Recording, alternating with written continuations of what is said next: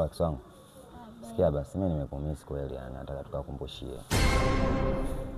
Kukumbushia tu.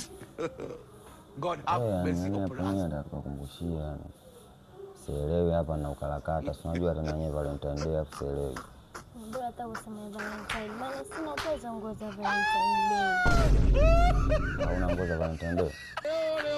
Kwa mimi nikikupeleka shop utawala na kumbushia au vipi? Lakini sitakuwa kama namsaidia mpenzi wangu. Maana mimi na Yesu shachana. Hata kama ndio hivyo ni maana unajua kama tumeachana lakini sana ndio maana nikakwambia nataka tukumbushie. Yaani kukumbushia sio kama tumerudiana, yani tunakumbushia tu. Ungeweza. Sasa siwezi kwa nini kama mimi ungeweza. Wewe una mpenzi? Mimi mpenzi sina, tangia unipenye Yesu umenanilio unaenda kuniroga sio hata sielewi. Hata sijakuroga, umejiroga mwenyewe. Kwa nini nataka tukakumbushia yani ukarakata yani unanisumbua kinoma yani. Niwe kwanza nguo za Valentine afu mengine yataongeleka. Sasa sio kama tuanze ukarakata afu ndio tunatoka chukua nguo. Inaanza kwanza Valentine alafu ndio ukarakata sasa ndio nini?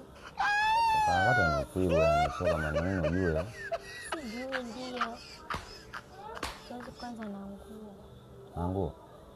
Sikia bwana nguo bwana mimi nitanunulia lakini nataka tukakumbushie. Dakika moja kutoka hapo naenda kununua nguo. Kwani shida nini? Bwana kama utakununulia hizo nguo basi nitapata kununulia. Maana nguo tu mpaka ukarakata na hivyo vingine. Sasa hizo nguo ni kama vile kwani bwana wako mpya hawezi kununua hizo nguo mimi sina nataka kukumbushia. Yaani mambo mengine mpele. Kumbe mpenzi wangu sasa hivi ndio kanunulia nguo za Valentine alafu ndo kakumbushia. Alafu na maana ex ya. Hata staki. Mimi siwezi kukununulia nguo kama imeshindikana basi. Mimi siwezi kukusaidia.